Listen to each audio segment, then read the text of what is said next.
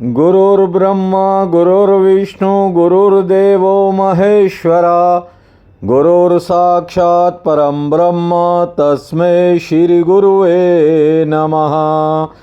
नीलामभुजश्यामलकोमलंगं सीतासमारोपित्वामभागं पानो महाशायक चारुचापं नमामि रामं रघुवंशनाथं। त्वमेव माता च पिता त्वमेव बन्धु च सखा त्वमेव विद्या च द्वरणं त्वमेव सर्वं मम देवदेव। वासुदेवसुतं देवं कंसं चाणूरमर्दनं देवकी परमानन्दं कृष्ण वन्दे जगद्धाम। मेरे प्रिय बंधुओं, देवियों व सज्जनों, संसारिक प्राणी धारणाओं में जीता है। सबकी अपनी अलग धारणा होती है। यहाँ कोई किसी को लूट कर खुश होता है तो कोई किसी पर लुटा कर खुश होता है। सच्चाई ये है कि ये सारा जगत धारणाओं का ही खेल है। कहने का मतलब मानने का खेल है। मानो तो मैं गंगा मां हूं, ना मानो तो बहता पानी। देखिए, सभी संबंध, धन संपत्ति, सोना चांदी, हीरे जवाहरात, सब मनुष्य के मन की धारणा है। जिनका मन राग और रंग से ऊपर उठ जाता है वे राजा परीक्षित की तरह एक क्षण में फैसला लेकर सब कुछ त्याग देते हैं। और दूसरी महत्वपूर्ण बात यह भी है कि राजा परीक्षित को मृत्यु का बोध हो गया था। वे जान चुके थे कि जीवन के 7 ही दिन बाकी हैं, लेकिन मुक्ति की इच्छा अभी भी राजा परीक्षित में बनी हुई थी।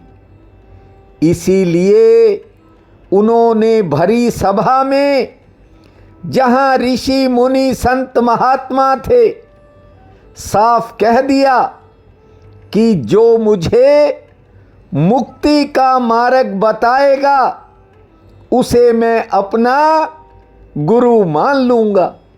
देखिए, ये जो मोह माया है ये इतनी आसानी से नहीं छूटती। पहले कल मैंने आपको बताया था कि भजन का उपदेश करने वाले, वेद पुराणों की रचना करने वाले महर्षि वेद व्यास जी का मन 1 मिनट में मोह में फंस गया।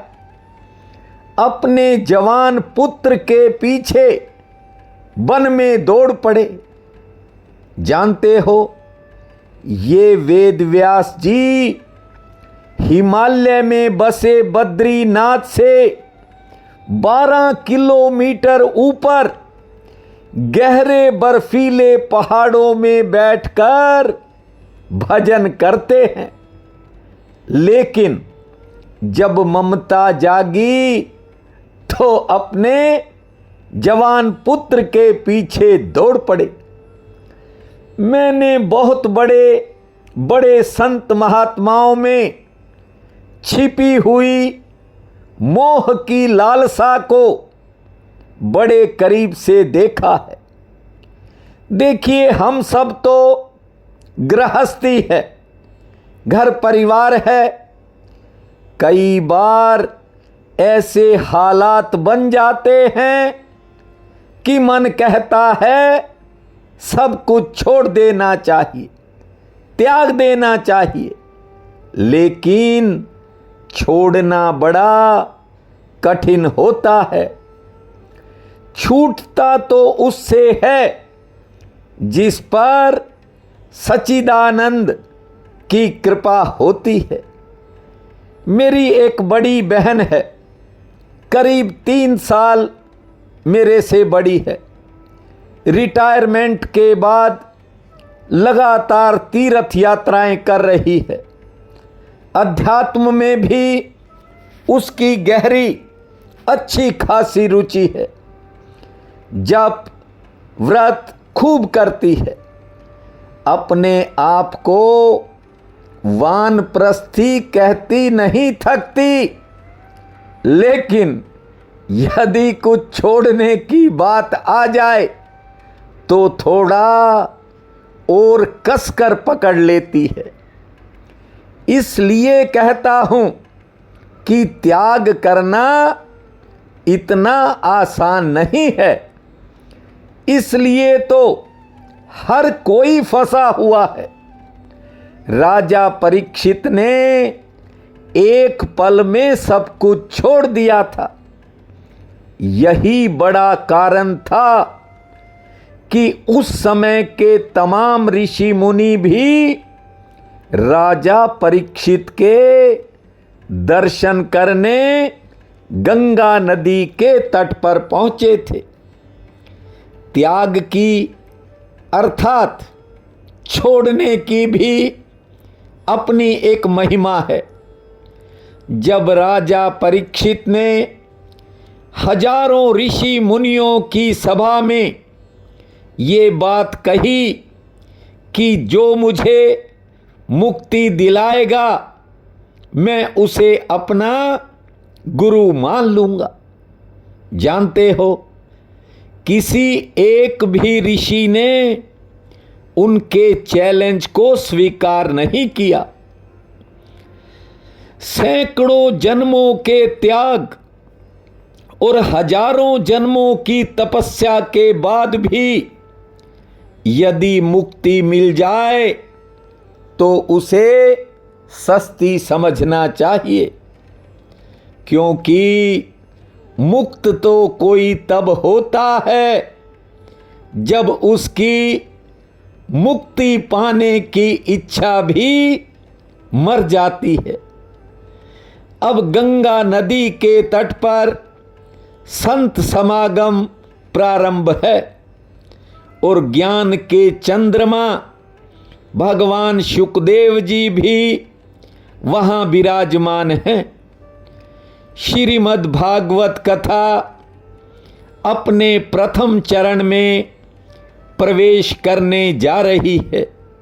इसलिए अपने मन में शांत भाव से इस पावन कथा का श्रवण करें और 2 मिनट के लिए भगवान का संकीर्तन करें। गोविंद मेरो है, गोपाल मेरो है, गोविंद मेरो है, गोपाल मेरो है। भजो गोविंद मेरो है, गोपाल मेरो है, गोविंद मेरो है, गोपाल मेरो है। अरे बांके बिहारी नंदलाल मेरो है। भजो गोविंद मेरो है, गोपाल मेरो है, गोविंद मेरो है, गोपाल मेरो है। आपको बता दूं, जब राजा ने ये कहा कि मुझे मुक्ति दिलाने वाले को मैं अपना गुरु मान लूंगा, तब शुकदेव जी उठे हैं और उस आसन पर जाकर बैठ गए जो राजा परीक्षित ने विशेष रूप से तैयार करवाया था और उनके विराजमान होते ही समस्त ऋषियों ने उनका स्वागत किया है, अभिनंदन किया है।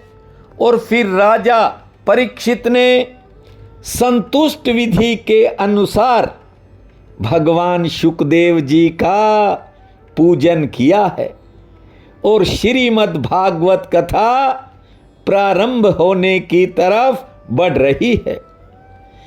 कथा प्रारंभ करने से पहले शुकदेव जी ने बड़ी घोषणा की थी कि 7 दिन में राजा परीक्षित पूर्ण भाव से कथा को सुनना, तुम सीधे वैकुंठ लोक को जाओगे।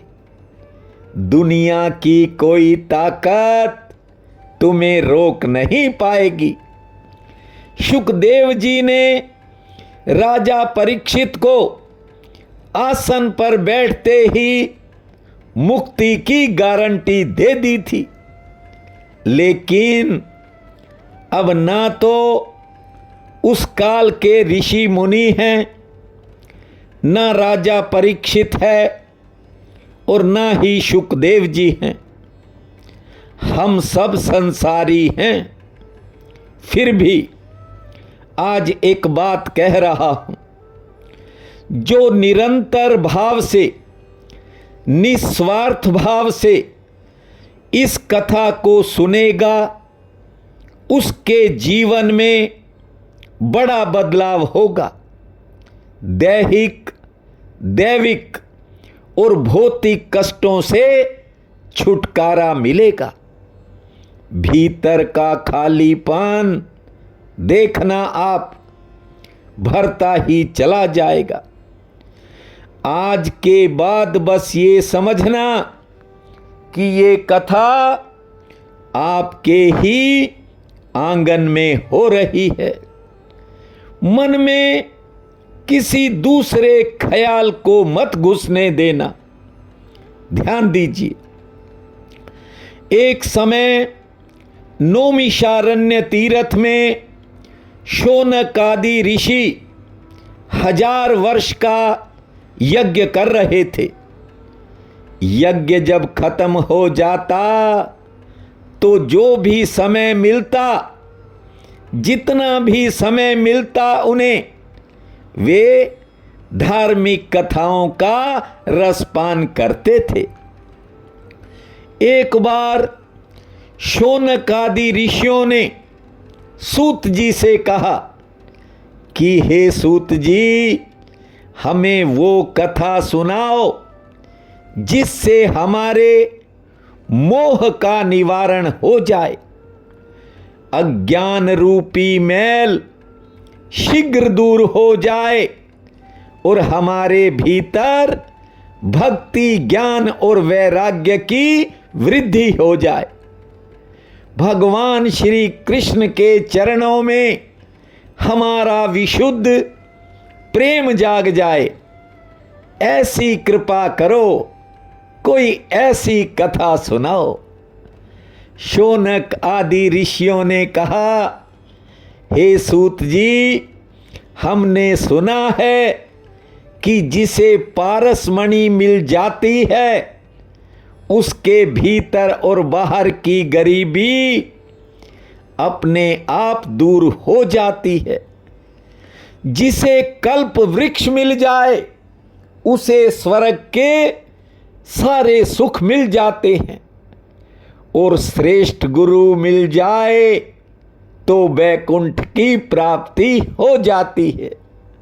जानते हो, शौनकादि ऋषियों ने 1000 वर्ष तक यज्ञ किया, बहुत सी पावन कथाओं को भी सुना, लेकिन अब वे सूत जी से कह रहे हैं कि ऐसी कथा सुनाएं जिससे मन की शंकाएं ही मिट जाएं, मन के संदेह दूर भाग जाएं, ऐसी कथा सुनाएं।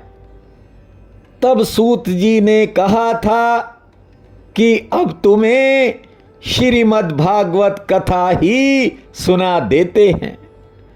मुझे भी कई साल पहले गाजियाबाद के निवासी बच्चे मुनीश मोंगा ने कहा था कि आप एक बार हमें श्रीमद् भागवत की कथा सुनाना।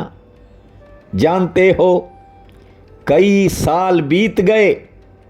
इसी दौरान मुनीश के पिताश्री दुनिया छोड़ गए। ऐसा नहीं है कि मैं भूला था, लेकिन भूमा का हुक्म नहीं था। और वैसे भी मैंने कई बार इस बारे में सोचा, और पिछले चातुर्मास में तो मैंने सुनाने का पूरा मन भी बना लिया था, लेकिन उसकी मर्जी के बिना मैं कौन होता हूं। इस चातुर्मास में श्रीमद् भागवत के बाद अपनी मां को राम की कथा भी सुनाऊंगा। देखिए, कोई तो निमित्त बनता ही है। 2 साल पहले एक बच्ची के आग्रह पर मैंने आपको शिव पुराण सुनाया था। उससे करीब 5-6 वर्ष पहले मैंने इसी चैनल पर अमर कथा भी सुनाई थी। ध्यान दीजिए, अदालत में मुकदमा कितने साल चला, ये बात कोई मायने नहीं रखती। मायने तो केवल परिणाम के होते हैं, फैसले के होते हैं। परिणाम ही महत्वपूर्ण होता है। मेरे कहने का मतलब ये है कि सार का महत्व है, और श्रीमद् भागवत कथा ये समस्त कथाओं का सार है। श्री कृष्ण गोविंद हरे मुरारी, हे नाथ नारायण वासुदेवा। श्री कृष्ण गोविंद हरे मुरारी, हे नाथ नारायण वासुदेवा। हे नाथ नारायण वासुदेवा, हे नाथ नारायण वासुदेवा। श्री कृष्ण गोविंद हरे मुरारी, हे नाथ नारायण वासुदेवा। देखिए, राजा परीक्षित और सांप तो केवल संकेत हैं। ध्यान दीजिए, राजा परीक्षित और सर्प ये तो केवल संकेत हैं। सच्चाई ये है कि काल हर प्राणी के सिर पर मंडराता रहता है। 7 ही तो दिन हैं। रविवार से लेकर शनिवार तक 7 दिन हैं। इसलिए इस कथा को सप्ताह भी कहा जाता है, क्योंकि काल रूपी सर्प सप्ताह के एक न एक दिन हर किसी को डस जाएगा। सबने जाना है, 4 दिन आगे 4 दिन बाद सबके नंबर आते हैं। हम सब परीक्षित हैं और मृत्यु सर्प है। ठीक से बात को समझ लो। ये काल रूपी सर्प सप्ताह के किसी भी दिन को चुनता है, और यदि काल रूपी सर्प के डर से मुक्त होना चाहते हो तो छल कपट त्याग कर इस कथा को सुनना। सैकड़ों जन्मों के पुण्य जब जागते हैं तब श्रीमद् भगवत की ये कथा सुनने को मिलती है। ये मैं नहीं कह रहा, वेद शास्त्रों में लिखा है। जन्मांतरे भवेत दुव्यम तदा भागवतम सहितम, जन्मांतरे भवेत पुण्यम तदा भागतम, जन्मांतरे भवेत पुण्यम तदा भागवतम सहते। ठीक से बात को समझिए।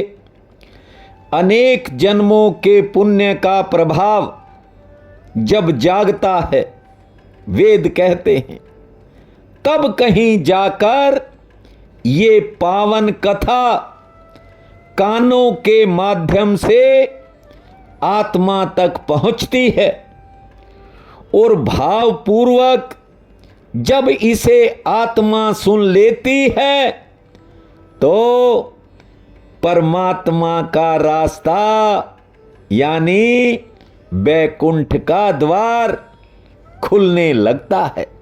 ध्यान दीजिए, भागवत कथा सुनने की भी एक योग्यता है। जैसे टीचर बनना हो, डॉक्टर इंजीनियर बनना हो तो बुद्धि की जरूरत होती है। खाली पैसे से कोई डॉक्टर इंजीनियर नहीं बनता। कुछ भी बनना हो, बुद्धि की जरूरत हर काम में पड़ती है। मुक्त तो हर कोई होना चाहता है, किंतु मुक्त होने की योग्यता भी तो चाहिए। जब सुखदेव जी राजा परीक्षित को कथा सुनाने वाले थे, अचानक देवता अमृत का कलश लेकर गंगा नदी के तट पर पहुंच गए। गहराई से समझे बात क्या है। देखिए, अभी तो सुखदेव जी ने कथा प्रारंभ भी नहीं की थी कि देवता अमृत का कलश लेकर आ गए। सभी देवताओं ने सुखदेव जी को प्रणाम किया। सुखदेव जी ने देवताओं से पूछा, कहिए कैसे यहां पधारे। तब देवताओं ने कहा कि हम अमृत कलश लेकर आए हैं, इसे राजा परीक्षित को पिला दीजिए। इन्हें सर्प का भय नहीं रहेगा, क्योंकि इसे पीकर ये अमर हो जाएंगे। फिर सुखदेव जी ने देवताओं से पूछा कि आप अमृत के बदले में बताओ क्या लोगे। तो देवताओं ने कहा कि बदले में हमें भी श्रीमद् भागवत की कथा सुना देना। गोविंद मेरो है, गोपाल मेरो है, गोविंद मेरो है, गोपाल मेरो है, भजो गोविंद मेरो है, गोपाल मेरो है, गोविंद मेरो है, गोपाल मेरो है। अरे बांके बिहारी नंदलाल मेरो है, भजो गोविंद मेरो है, गोपाल मेरो है, गोविंद मेरो है, गोपाल मेरो है। देवताओं की बात सुनकर सुखदेव जी ने राजा परीक्षित की तरफ देखा और कहा कि लो ये अमृत पी लो, अमर हो जाओगे। जानते हो राजा परीक्षित ने क्या उत्तर दिया? उन्होंने कहा, हे महाज्ञानी, मैं अमृत तो जरूर पीना चाहता हूं, लेकिन ये जो देवता लाए हैं ये नहीं। आपके मुख से निकलने वाली श्रीमद् भागवत का अमृत पीना चाहता हूं। एक और बड़ी बात राजा परीक्षित ने कही। वे बोले, अमृत पीने से तो केवल एक आदमी अमर होता है, लेकिन भागवत कथा सुनने वाले की कई पीढ़ियां अमर हो जाती हैं। पूरा परिवार ही बैकुंठ चला जाता है। लेकिन यहां लोगों के पास समय नहीं है। 24 घंटे न जाने कितने घंटे बेकार की बातों में लगा देते हैं। सोशल मीडिया का समय है, पता नहीं क्या क्या देखते हैं। पर जब ईश्वर के निमित्त कोई सत्संग की बात हो, कोई ईश्वरीय कार्य होता हो, तो ज्यादातर लोगों के पास तो टाइम नहीं है। जरा सोचो, राजा ने इस कथा का रसपान करने के लिए अमृत को ठुकरा दिया था। और यहां कई लोग कहते हैं कि वीडियो बड़ा हो गया। मैं हैरान रह जाता हूं। बात को ठीक से समझना। राजा परीक्षित कितने निष्ठावान श्रोता रहे होंगे। उन्होंने भगवत कथा के लिए अमृत का त्याग कर दिया। इसलिए कहता हूं, श्रोता की योग्यता का भी एक अलग महत्व है। मैंने ऐसे लोग देखे हैं जो कहते हैं कि हमने पहले कई बार भागवत कथा सुनी, लेकिन कोई फल नहीं मिला। मैं उनसे कहता हूं, आपका ध्यान कथा को सुनने की बजाय अपने फल को पाने पर लगा रहा होगा। कथा आपने सुनी ही नहीं होगी। वे महात्मा जिन्होंने निज धर्म के सूत्र सुनाए थे, वे कहते थे कि परमात्मा को पाने के लिए श्रीमद् भागवत कथा को सुनने के लिए बड़ा हृदय चाहिए, वक्ता का भी और श्रोता का भी। जहां सुखदेव जी जैसा वक्ता और परीक्षित जैसा श्रोता हो जाता है, वहां तो स्वयं देवता कथा सुनने आते हैं।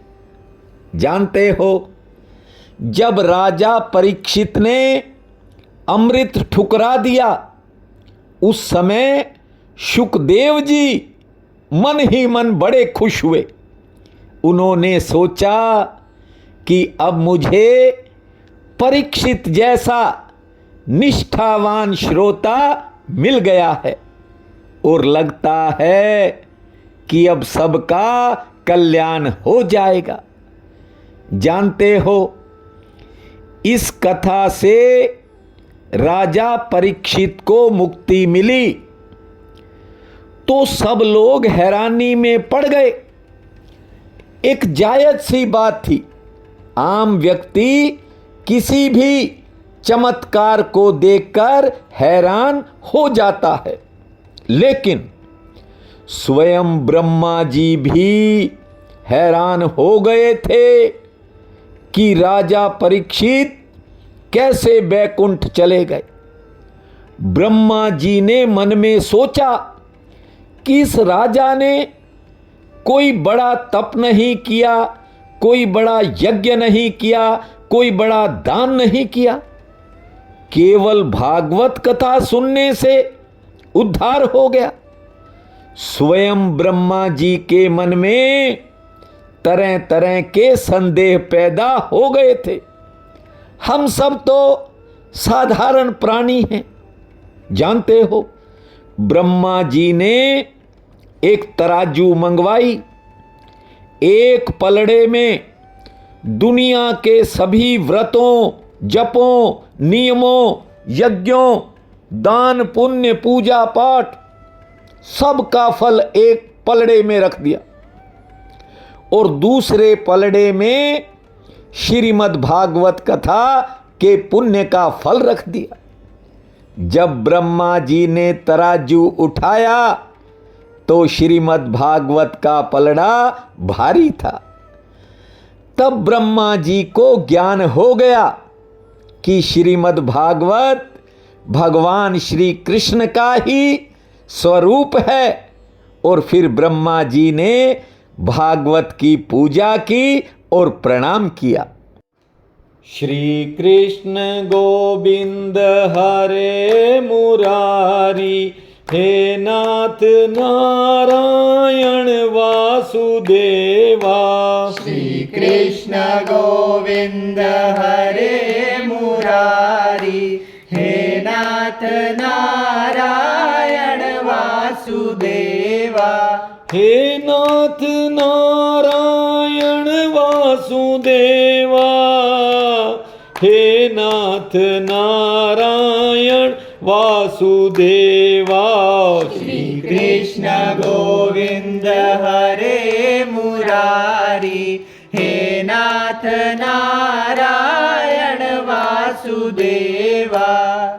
परीक्षित के सुनने के बाद श्रीमद् भागवत का प्रचार इस संसार में कैसे हुआ, इस कथा के महात्म के रूप में आपको सुना रहा हूं।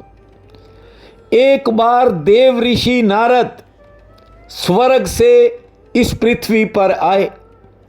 उन्होंने देखा कि हर घर में किसी न किसी बात को लेकर कलह कलेश चल रहा है। हर गली मोहल्ले में किसी न किसी बात को लेकर झगड़े हो रहे हैं।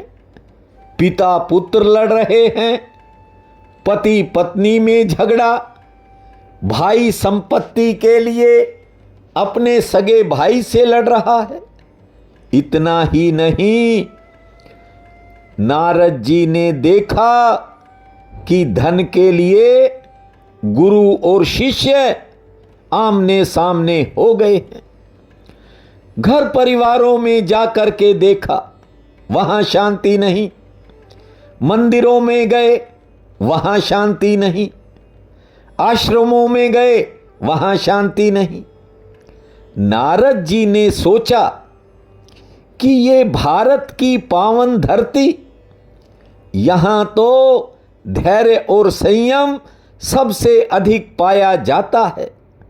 यहां तो परम शांति होनी चाहिए थी, लेकिन उल्टा काम। हर कोई किसी न किसी कारण उदास है, अशांत है, बेचैन है। जब नारद जी ने ध्यान लगाया तो उन्हें ज्ञान हो गया कि अब कलयुग का प्रवेश हो गया है। पाप और दुराचार का बोलबाला होने लगा है। देखिए, पाप ही अशांति के रूप में वापिस लौटता है। जैसे अग्नि में जब हवन यज्ञ होता है तो धुआं ही धुआं उठता है। आपने देखा होगा, जानते हो।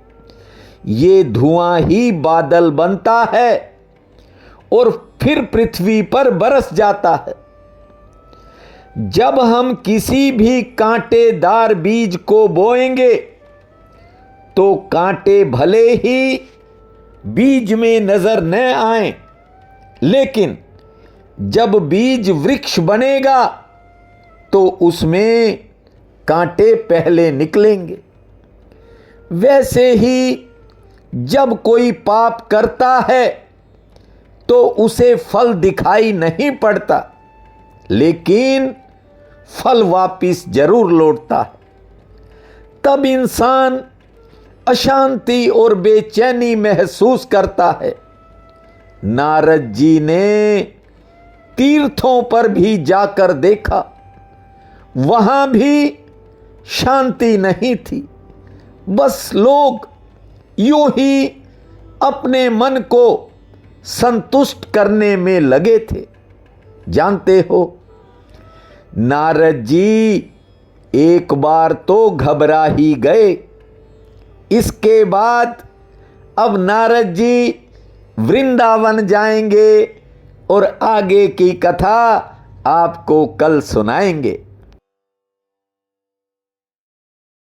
गोविंद मेरो है, गोपाल मेरो है, गोविंद मेरो है, गोपाल मेरो है, भजो गोविंद मेरो है, गोपाल मेरो है, गोविंद मेरो है, गोपाल मेरो है। अरे बांके बिहारी नंदलाल मेरो है, भजो गोविंद मेरो है, गोपाल मेरो है, गोविंद मेरो